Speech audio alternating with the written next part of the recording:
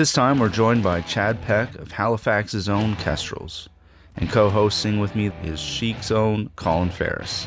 Colin had a lot of questions about Chad's sound and what drives him album to album. And as always, we'll get to hear a few tunes as well. So sit back, sip your poison, and enjoy the ride. I'm your host, Colin, and this is the Pagan Place Podcast.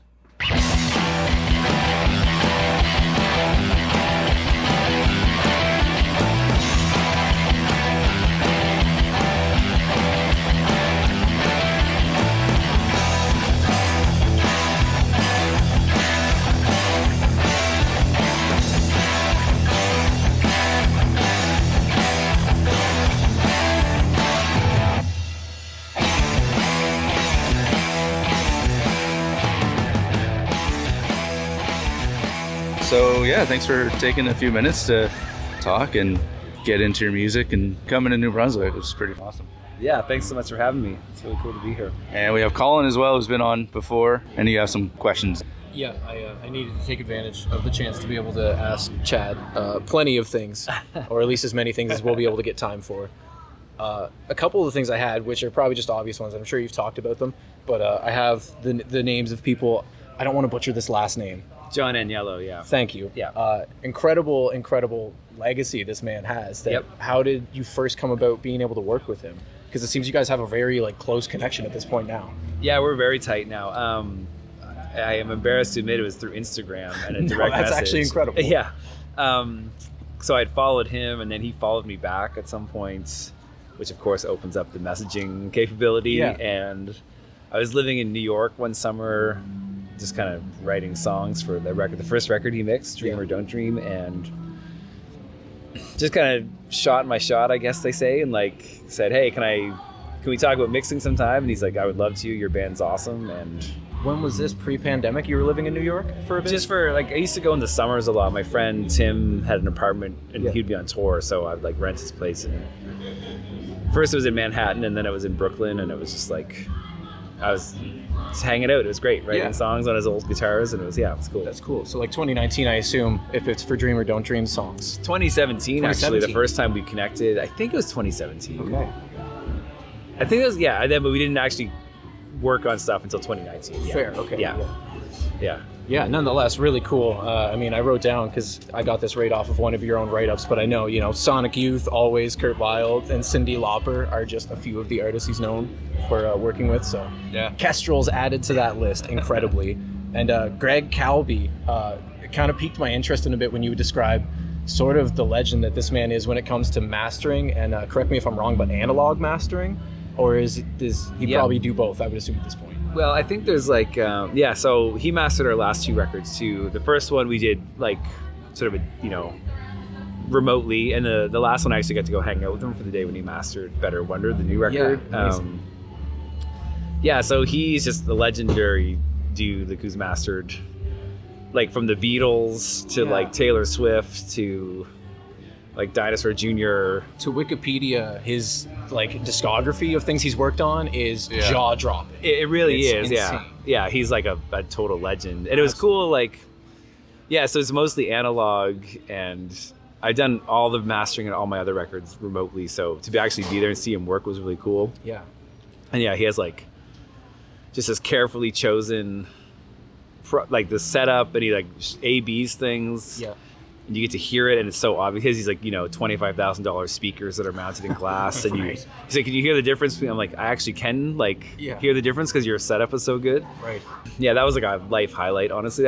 He had to bump me a week or two because he was mastering the new Black Keys record or something. Right. And so they obviously took precedence over my record, but we hung out for the day and listened to the Beach Boys on our lunch break, and he was a sweetheart, and we've stayed in touch since then. He called me once and I emailed him. We sort of stay in touch. So yeah, it's cool, these people that you think are so I grew up in rural Nova Scotia, and you see these names on album credits or whatever, and you're it just seems like a totally different world. And then you realize that world is not as far away as you thought it was at some point, and that's just it's a cool feeling. In the music industry, it's really incredible. I'm stealing this straight from Jeremy Boehm has a podcast from Touche Amore, the first ever, and he says something along the lines of that the ceiling is kind of pretty low in the music industry, that like if you just try and really put effort in, like you can genuinely meet and work with your heroes. So like it's a pretty incredible industry in that way.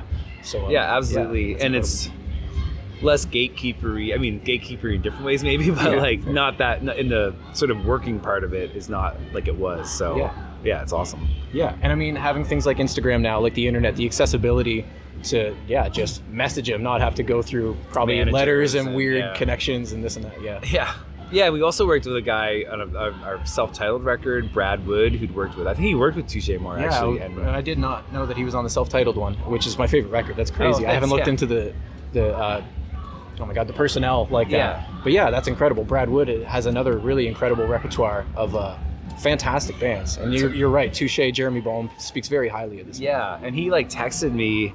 He lives in California, and when that wildfire was happening, like the huge one where like that was burning down LA basically, he's like, I'm working, he just texted me randomly, I hadn't talked to him in years. He's like, I just listened to that record I mixed for you, and I just wanted to say that was like an amazing record. And it's like a guy I spoke to on the phone twice and emailed a bit 10 years ago, and just to have those connections, it's really cool. Brad Wood for me is the guy who produced the Hum records as well, which is like so massive. But he's another one. If you look through his repertoire, so many massive names, like it's incredible. I saw like the Jesus Lizard is a huge one. Hum, Zoom's a cool band. Yeah, Brad Wood is an absolute legend. And these are all just records from the 90s, mind you. I'm on his repertoire and have not hit. He did Diary for Sunny Day Real Estate. Come on. This is he got absolutely fired incredible. from Smashing Pumpkins' Adore. Incredible. Or maybe not fired, but amicable decoupling or whatever. Yeah. Oh, that'd be funny to pick his brain on a Billy Corgan story, I'm sure. I tried to. I don't. Maybe he's not allowed to talk about it. I'm not sure. That's fair too. Yeah. No, that's super cool though. I did not know about the Brad Wood connection. So obviously, that kind of maybe makes me want to ask.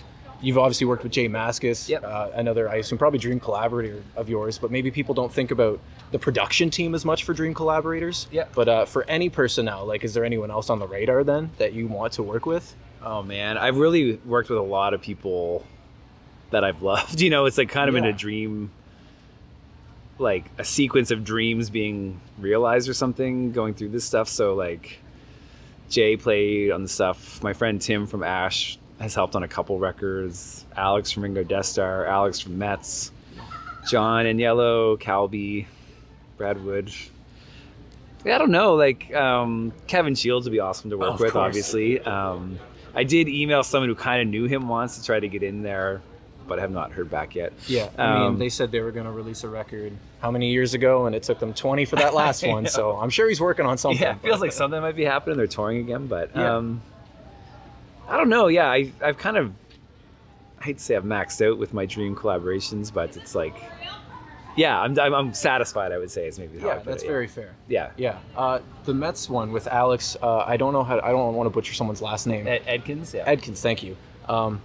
Have you, like, I assume you would have have you met him in person? Like, did that connection just come through the North of America guys? No, I mean, a little bit, but mostly I put on shows for Metz when they were first starting out, when they released those first like 7 inches on We Are Busybodies. So they played Truro, this little town that I kind of like grew up close to, and they play in like the basement of like the football club or something. I can't remember what it's called anymore, but they play these shows to like 20 people, and they're just like a remarkable band. And so I kind of knew them through that connection.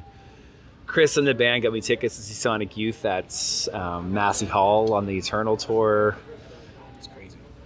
Yeah, just, I had a few connections with them. It was cool. And then Jim and Michael from North of America, also my band, were the Weird Nightmare touring band. Yeah. So Alex, that's his sort of solo project. And they played like rough mixes of our new record. And Alex was like, oh, that song needs a harmony.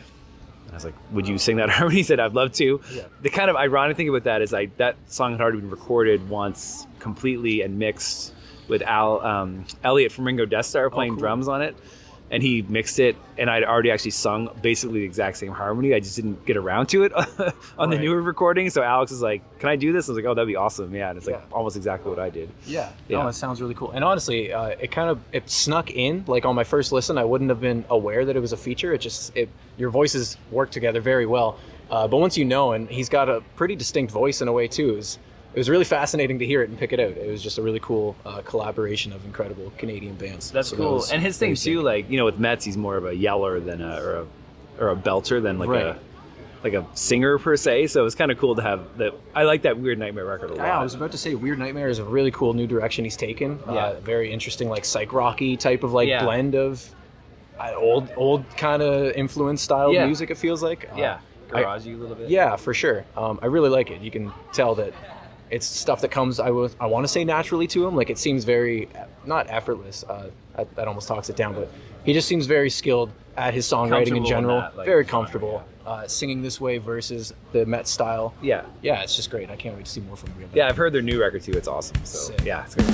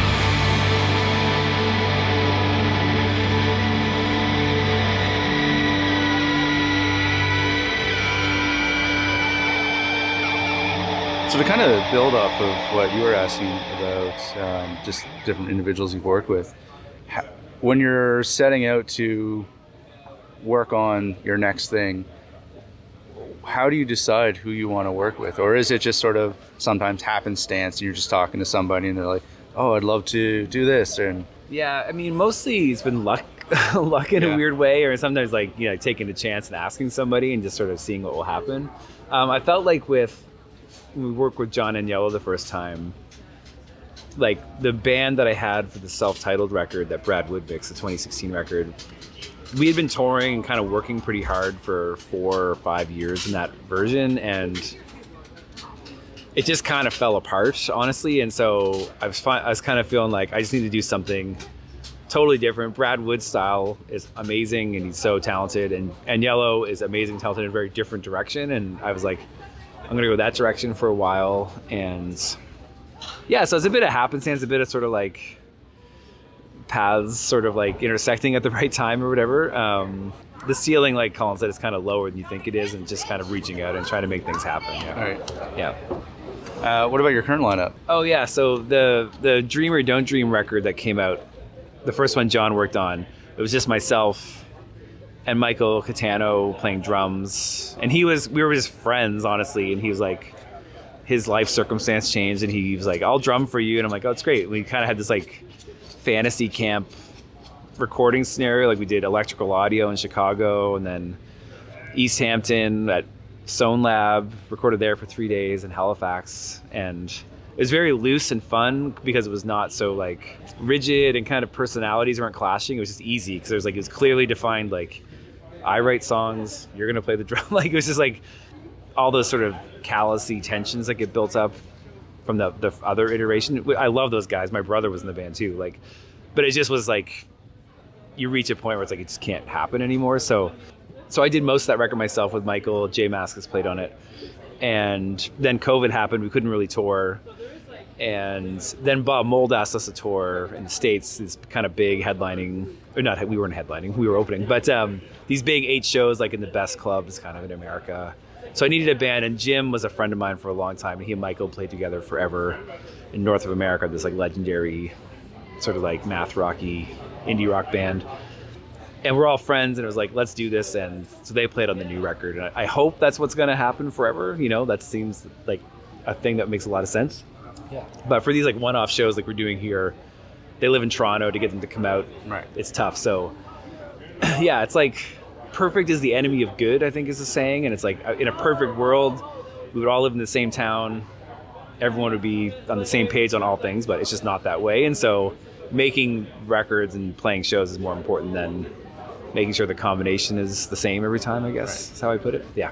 Can I quickly ask, because you mentioned, what did you record at Electric City Audio? Electrical Audio, yeah. So we recorded the first, like that was the first session for Dream or Don't Dream, and we did Feels Like the End. So it's all the songs from that record. Feels Like the End, It's a Secret, and there's one song we didn't use that's like a B-side that we never finished. And oh my goodness, what's the other song we did there? I can't remember. I'll have to get back to you on that. That's fair. Yeah. Did you meet Albini? I Was he did, present? yeah. That's incredible. Yeah, he's a sweetheart. Total sweetheart. We were talking about it earlier today, and like there was a band, and this is a weird thing too, like how small this world is. Like a band from Newfoundland had been there the week before us, and it's like, how do I not know what bands are in Newfoundland that we were recording at Electrical? Anyway, I couldn't figure out who it was, but it was cool. Yeah. Very cool. Yeah. Yeah, he was awesome. Yeah, that is amazing. Yeah. I felt weird taking his picture, like, can we get a selfie? So I like just sneakily took a picture of him, Of just him, when he was in the studio with us. Yeah. Honestly, having a picture of him like in the zone working would probably be cooler. Like, Yeah. just in his natural kind of. It was cool. Yeah, he was really funny, and he told us like really. I've told this story a lot of times, but this story with these like rival magic shops in Chicago that were like across the street from each other, and he had this like joke about one of the shops became adults only. And he's like, well, then who the fuck is your audience if you're only selling magic gear to adults? Like who actually goes into that shop? So it was just very funny. Yeah, it was good. And a very valid point, Yeah. I'd say too. Yeah. Well, you brought it up earlier, the Beach Boys. I know you have a huge love, admiration for. I do. Did that start at a young age? Was that like a later blooming into? I mean, it's easy to be a lazy Beach Boys fan in a way. Like, so I got into Pet Sounds in high school, as is the like, you know, that's very stereotypical for like a music person to be into Pet Sounds at that time or whatever. And I like that record a lot. And I never, you know, I knew like their singles or whatever from the early 60s stuff. And then I don't actually know what switched specifically. I just know that I bought a house in the country, and I was just like living alone in this like big house with a lot of free time. And so someone turned me on to that song Sail on Sailor, which is like a 70s single.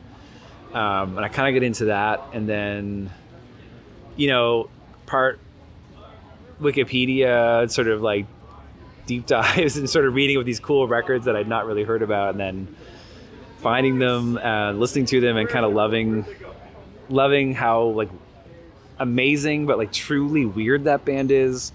And like those 70s records, when they try to be like a rock band, and it's like the weirdest rock band you've ever heard in your entire life. Like, I like that a lot. And then Brian Wilson kind of there was like the Love and Mercy movie, and he was on tour. I actually saw him like 5 times in 1 year.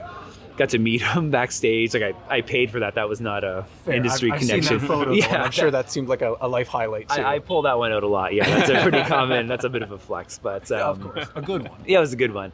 But it was just like a time. It was like a transition time in my life, and a lot of those songs are so beautiful, but like there's such an uneasy feeling. And Greg Calby talked about this when we were there, because he had told me he has dreams where he's like singing in the Beach Boys. He's like, people who say you can't hear music or can't hear sounds in your dreams are lying. Like he's like, I have this recurring dream. But he talked about how the bass is so solid, and those like harmony, like the top sort of part of the arrangement is so solid, but there's always this weirdness in the middle of the productions. I'm like, that's true. There's like that kind of uneasy feeling, which I just really, really loved. Yeah. I mean, they made terrible records too, like abysmal kind of like, how could this even come out ever records? But I find that exciting too in a weird way. Yeah. That's fair. Yeah. I've yet to ever give them a proper, like full-length, proper chance. I think I've only ever heard singles in my life. Yeah.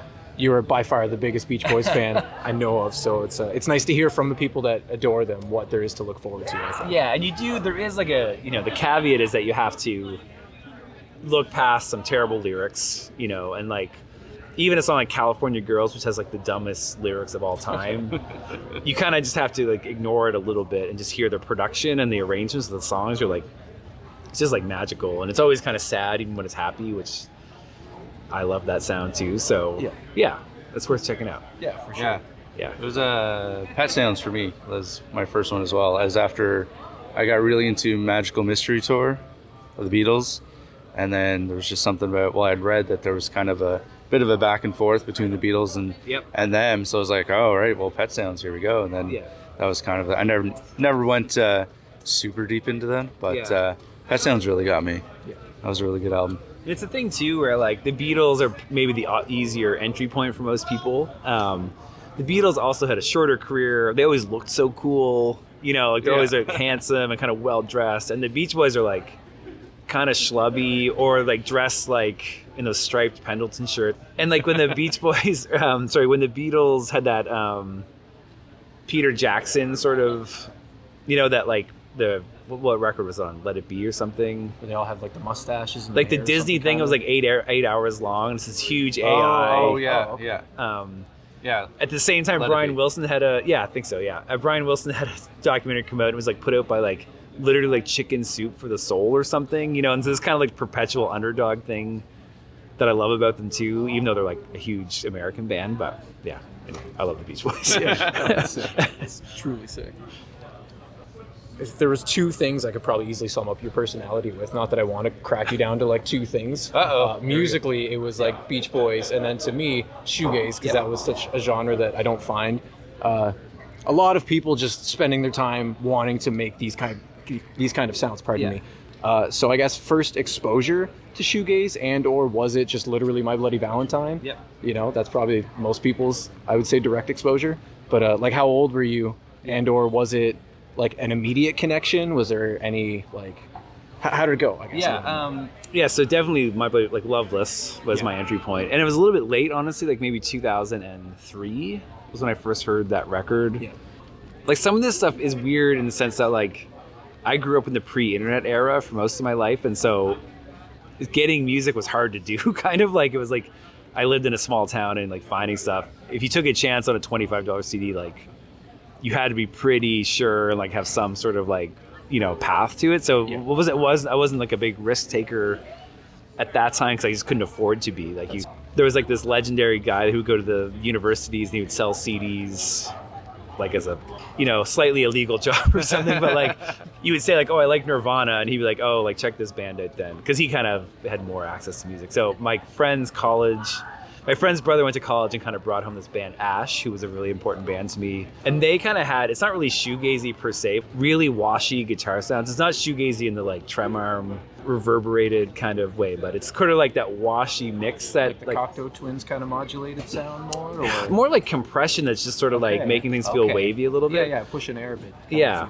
So I liked that sound. It's kind of overwhelming, which I liked. And then there's probably like Lost in Translation came out right around that time, and that was the movie I loved. And Sometimes plays a huge role in that. I remember sitting at my computer listening to Loveless for the first time. I had a mini disc player, like to date myself a little bit here, but that I put Loveless on and I would listen on these headphones or whatever. And yeah, it just kind of blew me away.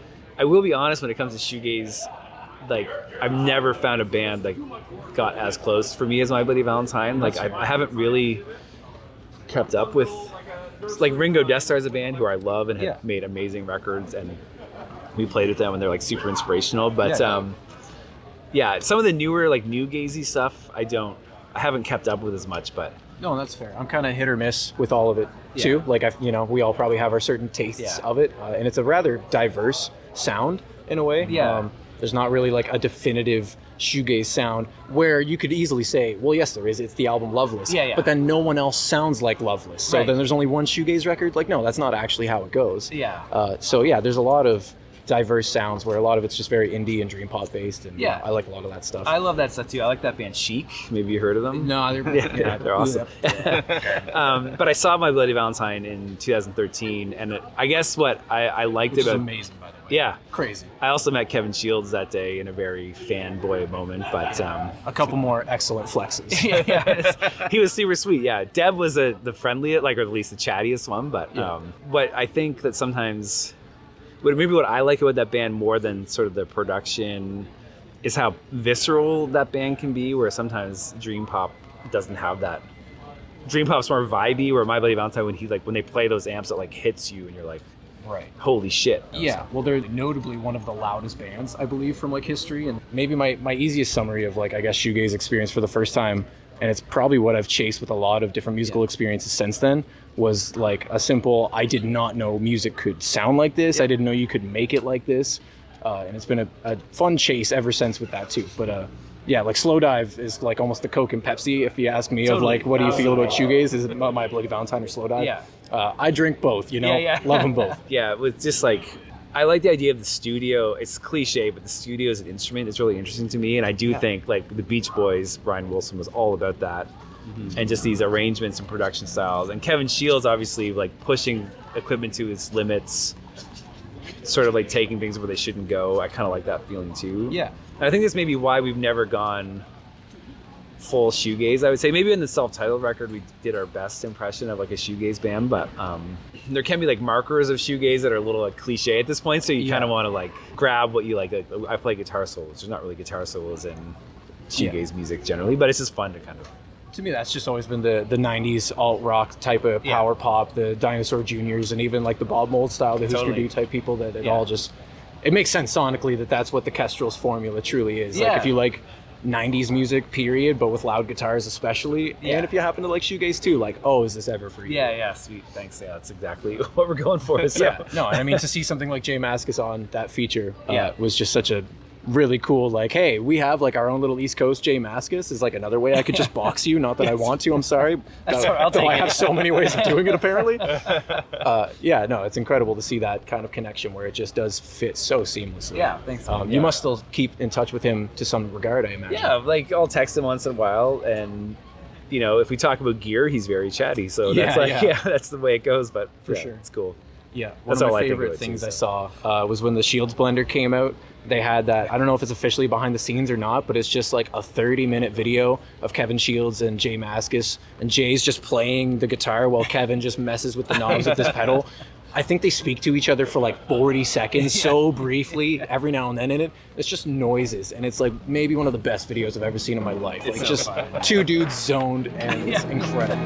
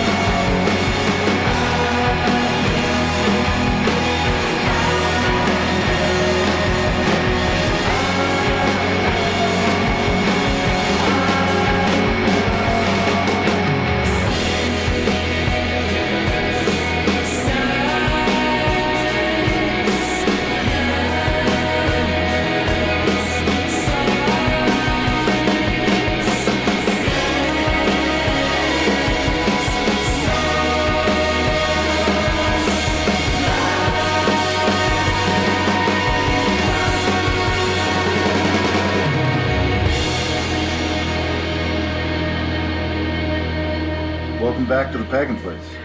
Here, let me chop up that poison for you. No, you keep the tip. All we need is a little like and share. That'll do just fine. There you go. Have a good day.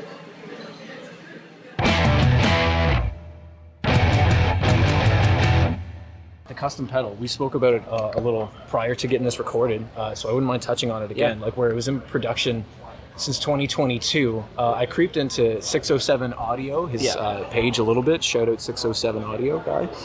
He seems to do more like console and or professional recording audio style things. Like, is this his first pedal? No, he started. He was trying to start a pedal company. I'm spacing on the name of it right now. There was a few people came together in Halifax trying to start a company. And they can't remember the name of the fuzz. I have one. It's got a chainsaw. It's kind of painted ZVEX style. Okay. Simple kind of fuzz circuit. And I don't know exactly what happened. Something happened and that didn't take off. And so we started working together. We met at a guitar, like No Guitars. I don't know if your listeners will know what that is, but he's a custom guitar builder. I think Keegan from Botfly is like a fellow. He's repped them for a while. And he built.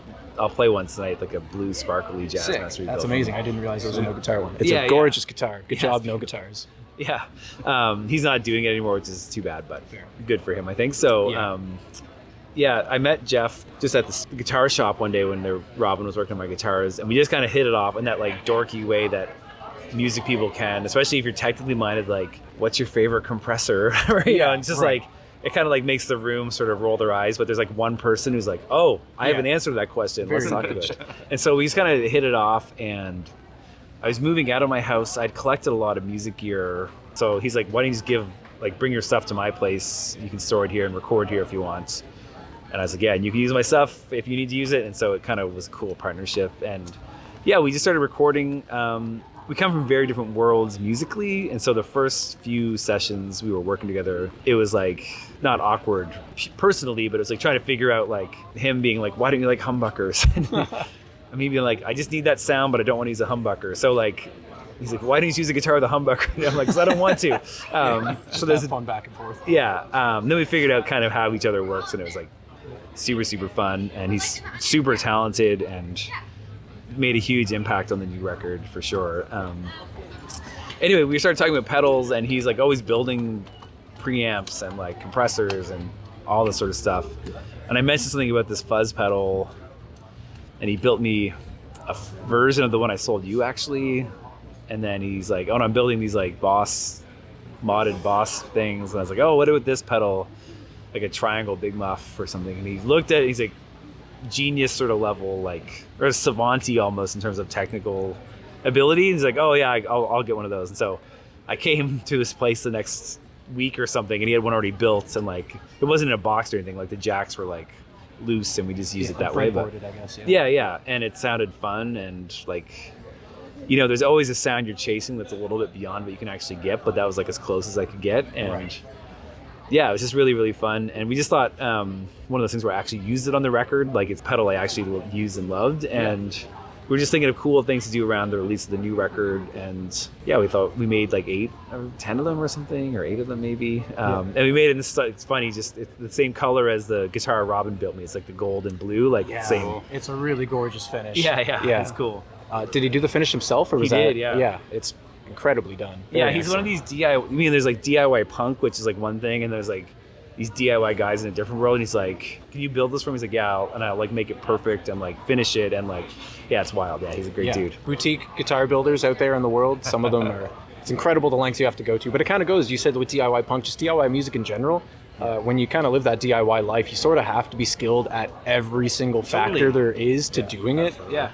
And that, you know, does not exclude these pedal builders, which maybe you wouldn't think about. I know. Some of them are really good marketers even, you know, just not great, just builders. Yeah, I wonder what the future is just in terms of like new ideas. You know, I kind of wonder, like, have we reached peak pedal? Probably, you know what I mean? Like, I'm not sure how much further you can go. Yeah, well, I mean, I thought my board was pretty completed a while ago, and then I got, I saw Birds in Row. I don't know if you're familiar with this band. They're like a heavier band that came through St. John and just live blew my mind. Absolutely incredible.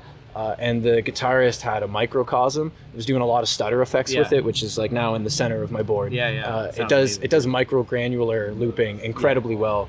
But I've got to count to 5 from Montreal Assembly, who's been like killing the microgranular looper sound since like 2015. Like he was on this like a decade prior to the whole industry finally catching up.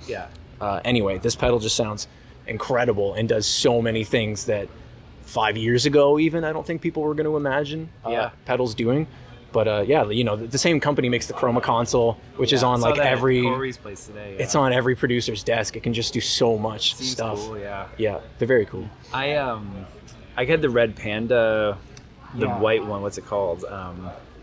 It's another company I haven't tried. It's their granular delay thing. I bought that one time when we were on tour or something. Yeah, it was really cool. Yeah. They've been doing it for a while too. They're maybe up there with like Montreal Assembly. Yeah, but he's just a smaller boutique fella. For sure, but, he's Canadian.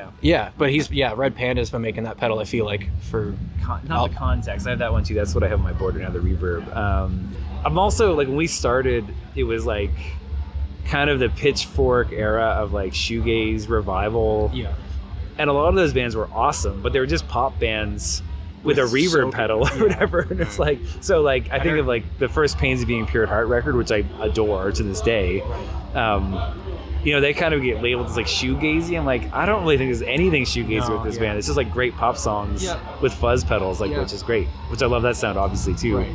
Like Run for Cover's a label that really was like somehow dipping into shoegaze bands, and they really were just indie bands with some dream pop influence. And I don't mean to sound like a genre snobby person, but some of these records I really did heavily enjoy too, and it's just not what shoegaze I find is. But it's interesting how genres kind of grow and develop that way, that if everyone else is saying yes and I say no, like who's really right or wrong? I'm going to assume the world's probably correct against me.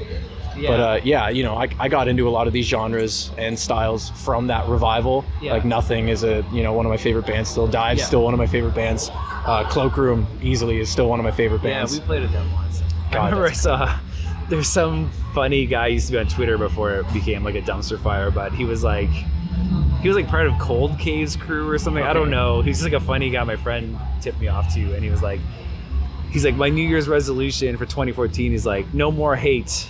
Even you pop punk bands with chorus pedals calling yourself shoegaze get a pass or something. And I just thought it was like, I thought it was so funny and like true, but very true.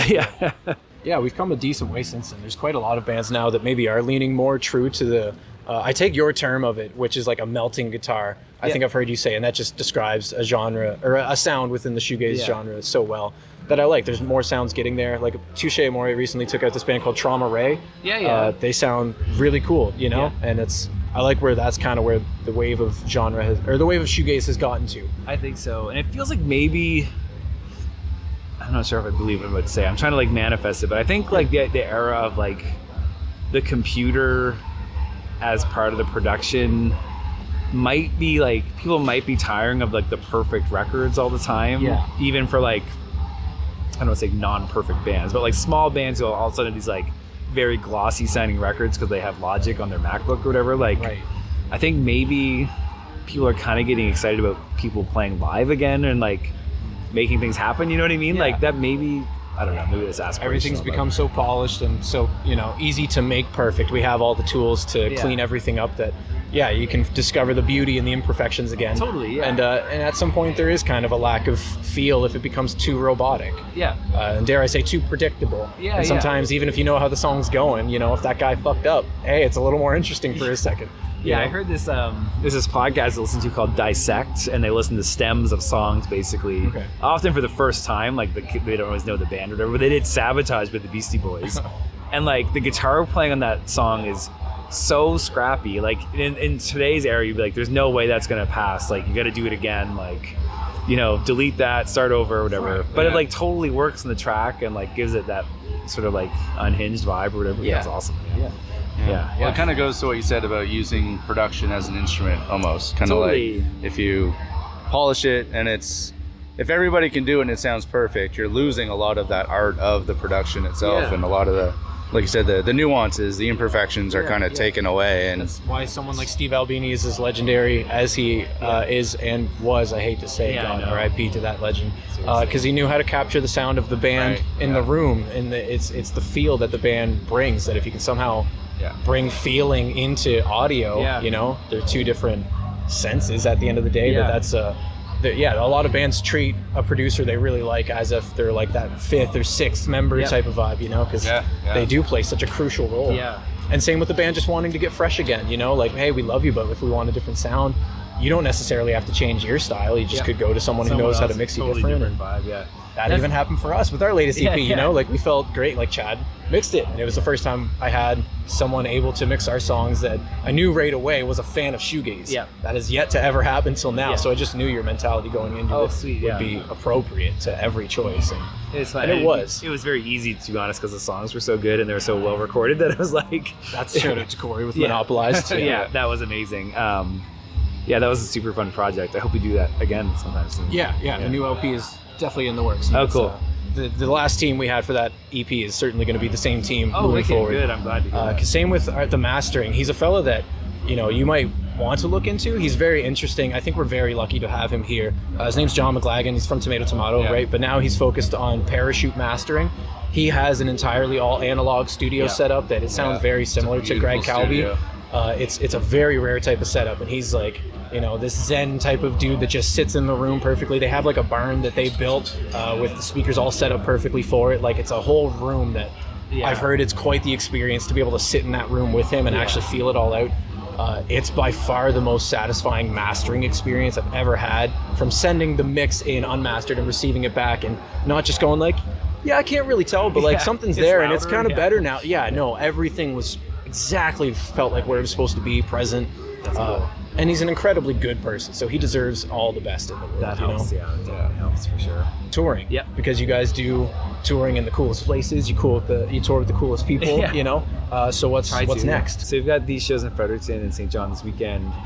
We have an Ontario and Quebec run with a band from Calgary called Fulfillment in July. And our booking agent's trying to work out some cool stuff for like the States later on in the year, which would be good. But honestly, I think so. We'll play as much as we can for sure. But honestly, next is like working on a new record, because this one started in 2022. Maybe we were working on it, so it's like can't take another 5 years between. We have some other stuff we're going to release too. Like we did some covers, and there's like I kind of recorded the new record most of it once before, so I might release those because they're pretty interesting. They're like different in some ways and really similar in some ways, but it's kind of cool to hear how they evolved a little bit. Well, I know this record consisted with Better Wonder of like quite a few unearthed older tracks. I've been trying to listen and almost pick out the ones that I feel like were older ones just based off the sound, and just trying to listen to like self-titles was my introduction. Like Sleepless, for example, was an older one, correct? It was, which I will put on record is my favorite Kestrel song by far. It's just incredible. There's so many good layers, textures, and the change between just like the electronic kind of drummy part of the verses. Maybe it's not the verse, sorry, it's probably the main hook. But it's like a part one and part two kind of song to me, if you will. When the guitars and everything kick in, that's just like so prime peak kind of shoegazy tones, vocal melody choices, everything. It's a fantastic song. That's and an incredible video too. If you want to give a shout out to whoever did the digital, it was a cool video. The like 8-bit, cool. 16-bit, whatever style. It's very sick. This dude, Taki, in Japan, he's a former video game designer, and he makes these 8-bit videos, and again, kind of one of these collaborations things. You're like, he'd done work for like The Cure maybe, or like Manix. He does a lot of stuff for bands coming to Japan, like kind of like promotional stuff. And I reached out, and he was like, yes, I love the song and I would love to do it. And the rate was very reasonable. Amazing. And it's kind of like cool to, I was like, here's my idea. It's really simple. Have fun. And he's like, sounds great. I'll make it work. And it was like, could not have scripted it better myself, honestly. So yeah, that's cool. We can't play that one live yet. That's the only problem, but fair. I'd like to. Yeah, that was definitely like depths of winter in that house by myself, like stacking vocals and like, I think even for that recording, I think I just took the vocal performance from like 2014 and just like moved it into the Pro Tools session. Cool. I think I did that, or at least for some of it. And Michael did the drums and so that was one of the old songs. Yeah. What are the other ones notably then potentially? You can answer my wonder, better wonder. So Lilies was from that record. Sleepless, It Would, which is my like secret favorite song on the record. But Lilies was an older one, or Lilies is from the old record, yeah. Wow. The We Need Secrets second record that never came out. Yeah, amazing. Oh, what a great side project, by the way, too. Oh, I have thanks. that Melancholy. Sorry, I don't want to get that wrong. Melancholy And the Archive. And the Archive. Yeah. I was almost going to say that. Infinite Sadness. Of course, right? But yeah, just muscle Infinite memory kicks in. Sadness. The Infinite Sadness. Fantastic. No, it's an incredible record, too. Oh, as far thanks. as just like East Coast shoegaze goes, like, yeah, God, that's a fantastic record. Thanks. Yeah, that was a really fun and just like proof of concept, weirdly, or I guess that's what a tech bro would call it now. But like, that's what it was. It was like, can I do this without any other? I mean, people helped me because I couldn't drum that well, but like, yeah, it was really fun. Yeah, it was cool. No, I think it adds to it. But yeah, so I guess that's your touring kind of schedule, eh? Working on a new, hopefully start recording drums and bass for a new record in August, and hopefully get on some cool festivals in the fall. And yeah. Awesome. Just keep moving, you know, Yeah, of course. like a shark. Shark the water, baby. Keep on swimming. These walls of everything I've tried, closing in on every side, worlds unknown, worlds apart, and it's only just begun to be what I want. Now to find a place to hide, never sure if it's the time.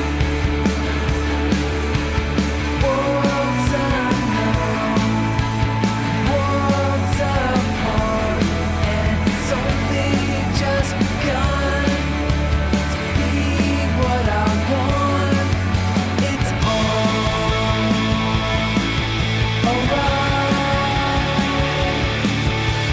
Free forever, aren't you? Free forever, aren't you? Alright. I need to see it with you. Keep beautiful and prove everything you tried. On the edges of a darker side, new unknown, now apart, and only just begun to be who you want. Now there is time again. It's all alright. Free forever, aren't you? Free forever, aren't you? Alright. Need to see it with you. Keep beautiful and true.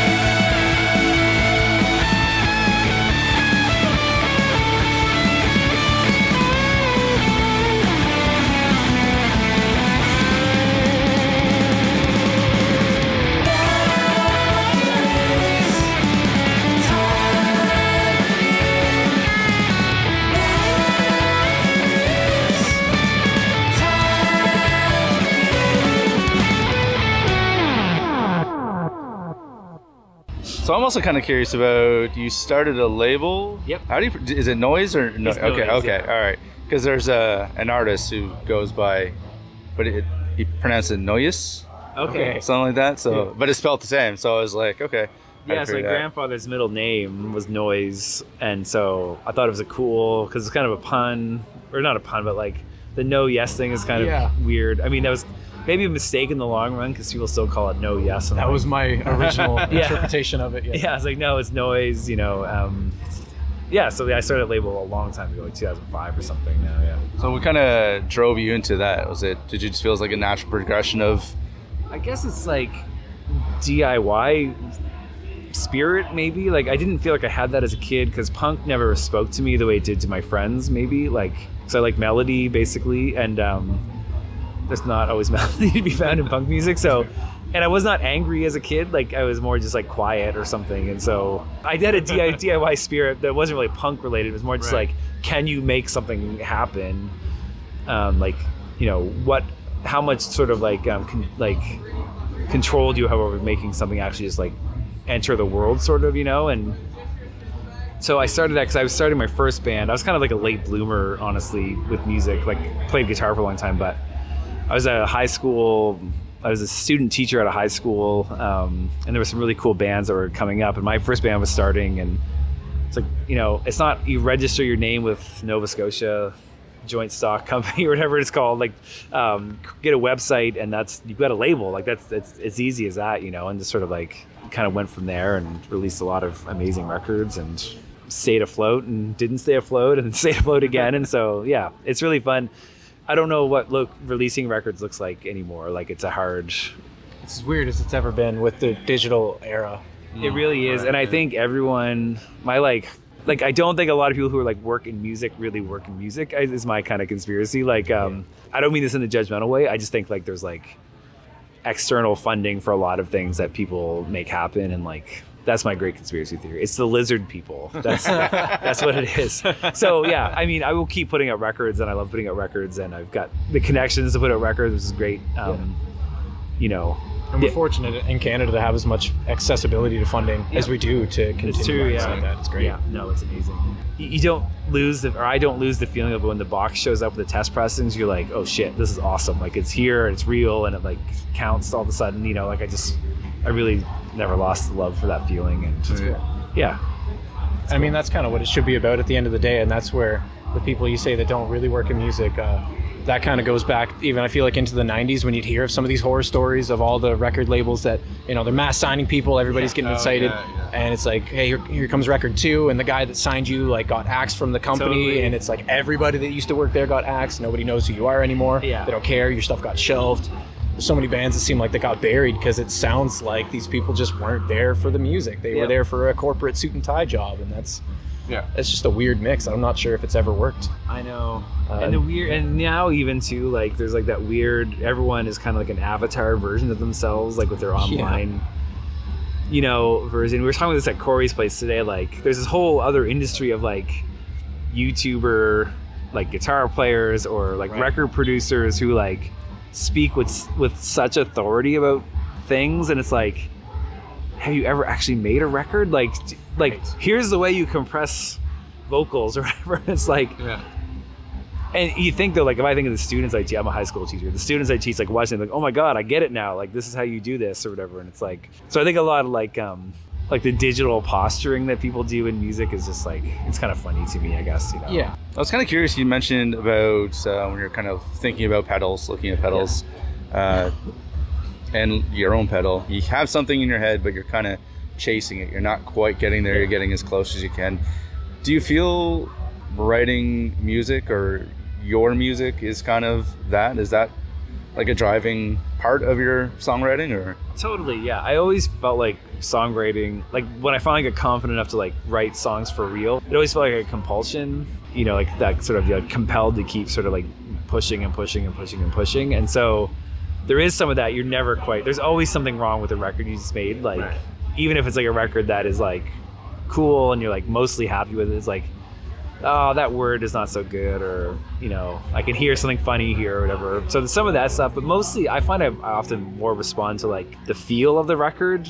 So like on like that self-titled record, we toured a lot on the record before that, which had a lot of guitar solos. It was a little more indie rock, I would say. And I was like, I want something tighter, a little more polished, a little more like put together. And that self-titled record is those things, I think. But then I kind of got tired of that sound, and so it was like, I want something looser and kind of like more flowy or something, and sort of like imperfect, maybe, I guess I would think about it. Yeah, and so this new record is more about an attempt to be like direct and personal, maybe in a way, like lyrically. So the next one I think will be a little more like bass forward, melodic. Still a lot of sort of guitars, but not in the same way I'm using them now. Like more like melodic leading, not like shred. Like, it's not like the Yngwie or something, but like thinking like maybe I'll take back the rhythm guitars a bit and do more like in my head, my like sort of mission statement is dream pop punk is kind of like my next thing. But I think that's appropriate. yeah, it could be cool, you know, something a little more major key. Yeah, I've got a bunch of stuff already kind of in different stages of writing, but yeah, it's sort of I guess like to your question, it's like kind of, I always feel like the records are like in conversation with each other, and so like the next one, the one is always in response to the one before it, kind of in a way. Okay, that makes sense, because it's hard as a listener's perspective, you know, to not compare what you're listening to that artist's direct previous releases. You know, you start going to outside comparisons probably after, if your ear picks up anything like that. But as a fan and listener, I can easily say I think Better Wonder sounds like a perfect combination between Self-Titled and Dream or Don't Dream. Cool. Thank you. Like all the elements of the shoegazy kind of sides, the modern shoegaze, maybe if we will, sides of the Self-Titled record are present in Better Wonder, which gets me very excited. But Dream or Don't Dream really introduced, I'll say simply, just like the Jay Mascis kind of side of just really hooky songs and great solo work and everything too. But there's still like really fantastic gazy moments, I'll say, for lack of a better term, just like cool drum parts and pulse moments, whatever. Better Wonder just seemed to sum my favorite, I think, parts of both those records together. So it's cool to hear from a songwriter's perspective that you believe that they're answering each other, because it comes off that way as a listener, I think, too. So I'm glad. Mission accomplished. Hey, amazing. Thank you so much. That's cool. Not so much a question, but your goalposts are kind of ever shifting, like from the sounds of it. So your one album's going to influence your next album, and you kind of said that you can see some call and answer. For you, do you find that's a default sort of the process, or not default's not the right word, but a natural part of the process, or do you kind of strive for that in a sort of way? It feels natural, yeah. Like I find I can't, as much as I try to shape a record or something, it's like not overly contrived generally, if that makes sense. So it's like, it is a response, because especially when we were touring a lot, it's like, oh my god, I can't play that song again, like, or whatever. And so I got to do something different. This is what will make me excited to play this song, this new song, or whatever. So it's selfish in a way, I guess. But no, it's not. It's hard to, like, you know, I have friends who have like made conscious left turns in music, where it's like, okay, this is the sound that's in, so we're gonna like shift our band, or I'm gonna start a new band and we're gonna go in this direction, because that's like, everyone's playing garage rock, or everyone's playing instrumental explosions in the sky music, or whatever. I guess that's a dated reference too at this point. But you know, I've had friends who try to be pop stars, or friends, you know, and I don't have that impulse, that's for sure. It's just kind of like whatever I'm into is what I'm into, and that's the nature of just kind of, I don't know. I think it's how I was brought up. Like living alone in the country, like nothing to do, you just kind of like end up sort of defining your own past so clearly that it's like you can't get out of it in a way. Like I couldn't, you know, Well, I think some writers have an ability to sort of, no matter how far from the path you believe you're going to stray, me as a listener will always be able to hear a Kestrel song and be like, damn, Kestrels did it again. Where, like, you know, I could easily see you going like, no, this is like by far the farthest like we've ever strayed from our roots and the original whatever. And those are some of my favorite bands. It's just coincidentally when it happens, I suppose. But it's sort of, if you have the right guys in the room, you're always going to sound like you guys. Even if you try to put out like a country record, I bet it's going to sound like Kestrel somehow. And you have enough albums that I think that's kind of maybe in the proof's in the pudding a little bit, you know? I think so, yeah. You guys have a sound. Yeah, it's true. And it's kind of fun, like, it's kind of cool to be in a band long enough to actually find a sound. Like, and a lot of bands will stay together, especially if you've never become like a gigantic success or whatever. And so it's kind of cool to be in a band this long that's had a few very cool experiences and some. What is the beginning year? I don't think I know accurately without Googling it first. 2000. I think my idea initially was to have a physical release before the band ever played a show. And so it was like we would start on our first show, would be like our release show for a new song. So I think that single came out in 2008, was the first 7-inch. So we probably started in 2007, but yeah. But my friend, at the time, I played in this like pop punk band, or not pop, like this math rocky band, and the guys that I got to play the first Kestrel songs were like, they did it because they were friends, but they didn't like melodic music, and so they were like, didn't want to. They called the band Chad and the Brainiacs because they kind of wanted to make fun of me a little bit for like, even though it's not like, you know, it's not like pop music or whatever, but it's kind of poppy, like That first 7-inch is like pretty poppy. Yeah. Just like, Is that the one on the table tonight, which I'm going to make sure I get before I leave? oh no, it's the other one. I'll send a copy to you. I don't have any Amazing. covers left, but it's Okay. called Seaside. Cool. It's a cool song, yeah. It doesn't really sound, I mean, I'd be curious if you hear any DNA Yeah. in that single, but Yeah. yeah, it's cool. It's cool. Yeah. So when that 7-inch, is that prior or after A Ghost History? That was before A Ghost History. Okay. So we did that 7-inch, A Ghost History 2009. The 7-inch on the Sleepless one on the table tonight was 2010. Okay. A Ghost History 2012. Moon is Shining Our Way EP 2014. Self-titled 2016. Split with Kindling 2017. Dream or Don't Dream 2020. Better Wonder 2025. I think that's the discography. Yeah, Correct. pretty much. I Yeah. believe correct. Yeah. I like to kind of try to end on maybe a note of advice. In brief, give some sort of advice to anybody who's in music or wants to make music or start or... Okay, I'm trying to like break my teacher brain away from this because it might be a little too saccharine or something. I think the thing, I guess what I say is like there's this real power in believing in yourself. Like that is really from all the technical ability and the sort of who you have like access to or like your, you know, whatever sort of, all those other things are kind of external to the idea that you can just like, there is value and power in like just believing that you have something to offer, I guess I would say. And that is something I wish I knew earlier in my life as well. And so I guess that's probably what I would say to someone. Right. It doesn't matter what you're doing. Like there's value in the thing that you're doing. And like, yeah, that there's power in that for sure. It's good advice. Awesome. That is good advice. You've already done it before, but what would you say?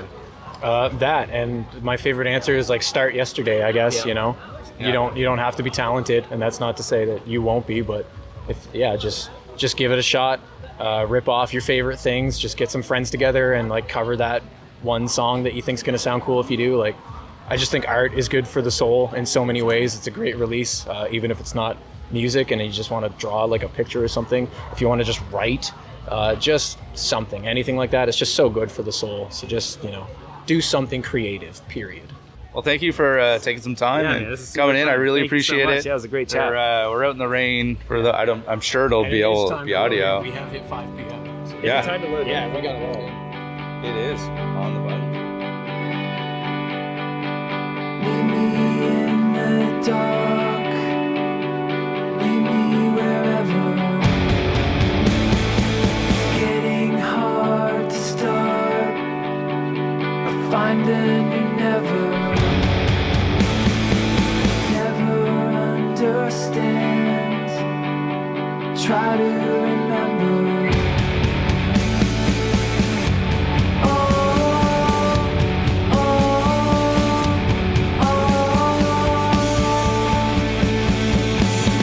I know who you are through what you are now. Pushed outside the frame when nothing is real.